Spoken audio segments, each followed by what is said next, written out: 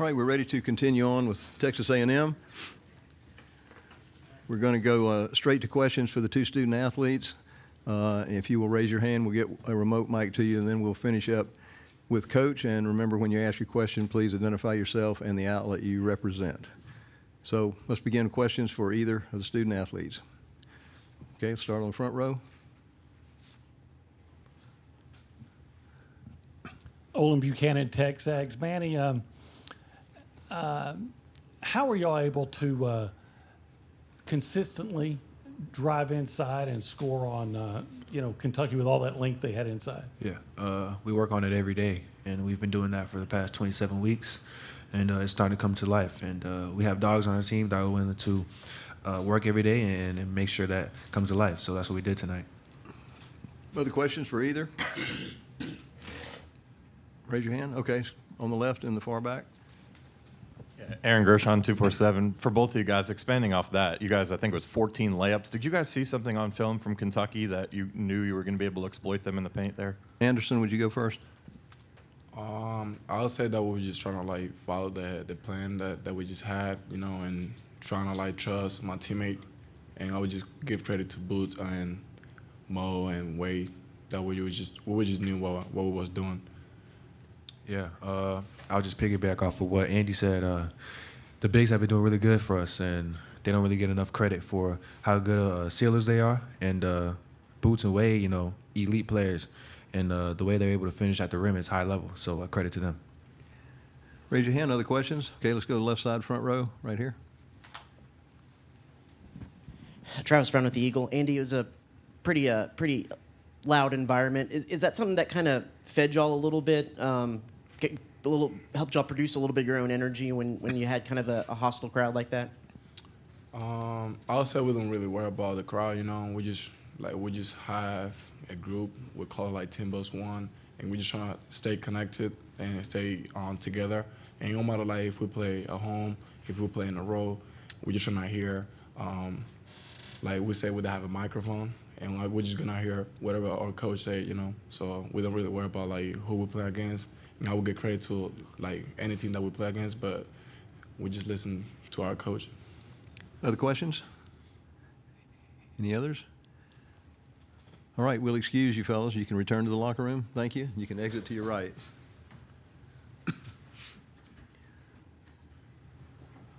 All right, we'll continue on. Questions for Coach Williams? Please raise your hand. Let's start right on the front row in the center. Travis Brown with the Eagle.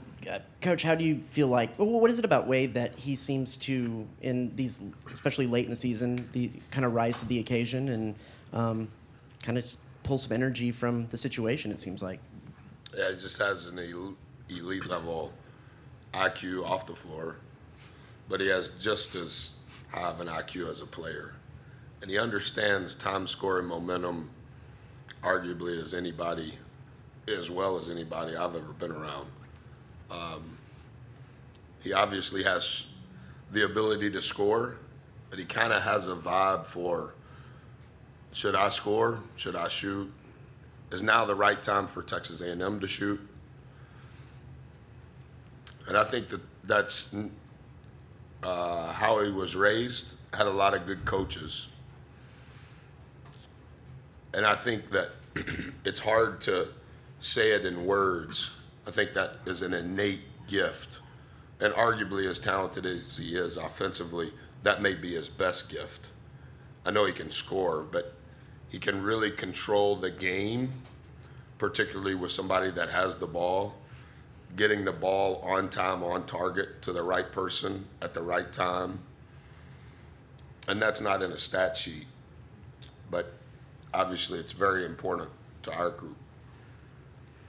Other questions? All right, let's go over here to the right front, and then we'll come back to you. Yeah, Olin Buchanan, Texas. I suppose y'all's had some big wins this year, but have y'all ever played a better game than that one this season, in your opinion? I don't know. Obviously I'm exhausted after 2 games in 2 days, and incredibly thankful that we have a chance to play again tomorrow. Grateful for the synergy and the connectedness of our guys, not just the 5 games in March, But I think the 5-game losing streak in February, for them to stay connected, speaks to who they are. And we're thankful for the result for sure, and excited, and it's fun, and all of the things that I'm supposed to say. But I also think that it's scarring our heart in a good way to overcome a lot of what's transpired. When you lose 5 in a row, a lot of things are revealed. And to be able to flip that to 5 wins in a row, it doesn't take away the wins, but you're probably in a different place in regards to the maturity of what we saw transpire during the 5-game losing streak. So I hope that we can continue to handle the 5-game winning streak in the right way. All right, question on the left side front. No. Yeah, Travis Brown with the Eagle. Coach, I know a lot of times, and you've said it yourself through the season, sometimes the way that y'all play isn't necessarily pretty, but it kind of gets the job done. Is it built for this time of year when you have shortened games, fewer possessions, kind of like that? Well, we can't play the way Kentucky plays. Coach is a Hall of Fame coach and still coaching, and probably has another decade left. Kentucky is arguably the best job at any level in college basketball, and it's arguable that they have the most talented roster. And so for us to try to play the way they play, we have zero probability of winning. But in truth, and you know this because you've watched so many games, if we're just trying to base it on talent and let's just play how the opponent plays, we have a very low chance of success. And so in different ways, whatever that may be, our coaches have done a good job of identifying how can we bend it our way. And as you said, it's never aesthetically pleasing to the public, but it's very identifiable to us. And I think that the words of our staff and the words of our players, not that you can hear it, but they know when the intangible things are present. And we probably spend less time on the tactical stuff and more time on the things that we know are vital for us to even have a chance. This question on the second row, left side.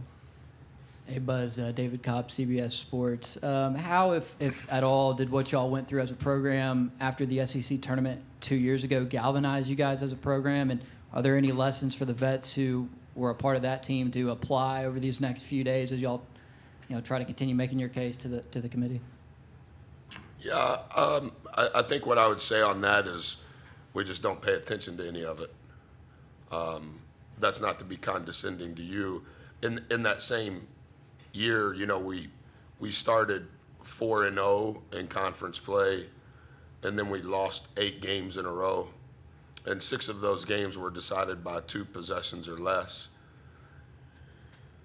And the 4 kids, the 4 young men on our team that were a part of that have also been a part of 72 wins now since they've been here.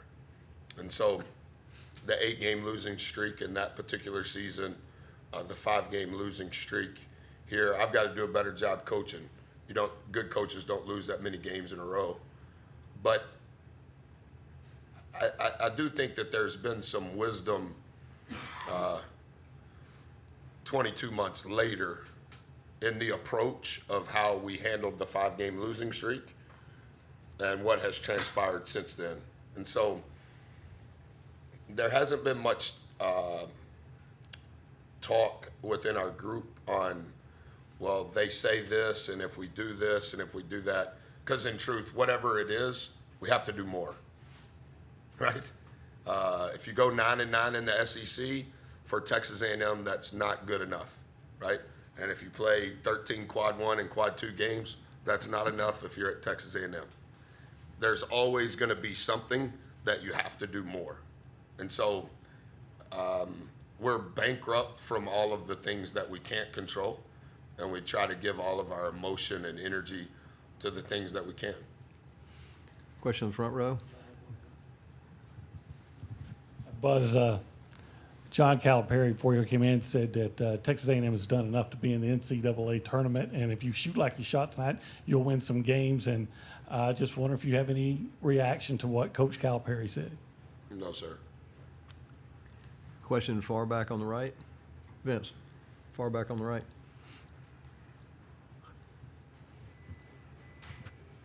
Thank you. David Sisk, Rivals. I know this is an unusual question. but Where I did you noticed say you're from, sir? Well, David Sisk with Rivals, I'm sorry. I noticed that your shirt is an unusual question, but I saw the blessing on it.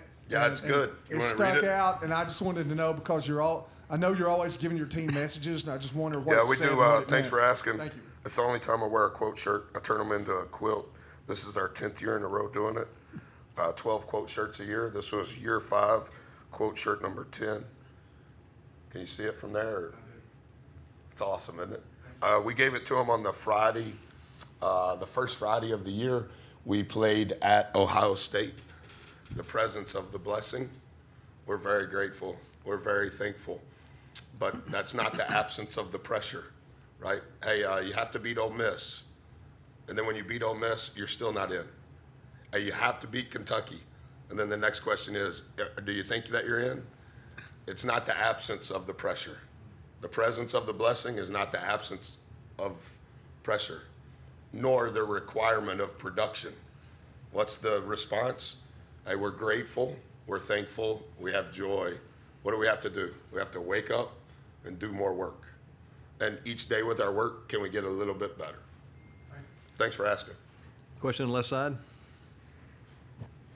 Therese Walker, the Associated Press. I know that you're in the moment and just finished a game, but this tournament next year, you talked about you don't have any room for margin for error there at A&M, and 2 more teams are coming in. There's going to be 2 more games in this tournament Isn't next that year. something? How have you had any time to think about how much tougher this conference and this event is about to become? No, ma'am, but thanks for reminding me, because I think it's incredibly tough right now. I think in my 5 years, we didn't, in the pandemic year, we didn't play a game in February, so the numbers are a little out of sorts. So I think in year 2, we only played 10 games. So with each passing year, almost within each passing week, I think the margin within the league has almost become invisible. And I think that's, last year we were 15-3 and finished second, but yet this year, if you were 15-3, you would have won the league, right? This year we were 9-9, and we happened to finish alone in 7th place. But if you looked at just the 5 seasons that I've been here, that's what I can speak to. You can see how is the bottom progressing, is the middle progressing. I don't know, but it's our quad 3 losses, other than Memphis, and they lost a really good player to injury, but our quad 3 losses are within our league at the buzzer by 1. And that's within our league. And I know every coach says that their league is the best. I don't want to necessarily say that, but I think with each passing year, there's evidence and data that suggests this league is continuing to become more and more difficult. Can't you tell how I've aged in the 5 years, or you didn't know me then? We got time for one more question. Anyone? All right, thank you. Thank you.